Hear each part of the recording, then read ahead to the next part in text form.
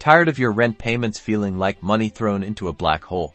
The Bilt Rewards credit card is making waves, promising rewards on something most of us pay monthly anyway, rent. But is it actually worth the hype? Let's break it down in 90 seconds. First, the basics. Bilt lets you earn points on rent payments without any transaction fees, but only if you make at least 5 transactions each statement period. You can also earn points on travel, dining, and everyday spending, similar to other rewards cards. The biggest draw is earning points on rent, which can be paid through the Bilt app using their routing number, or they can send a check on your behalf. Now, let's talk value.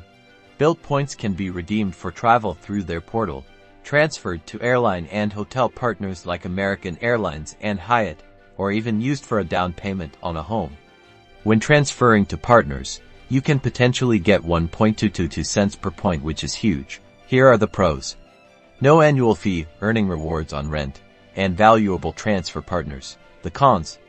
Needing 5 transactions monthly can be annoying for some, and you need a good credit score to get approved. So, is it worth it? If you rent, can hit those minimum transactions, and are strategic with redemptions, Bilt can be a game-changer.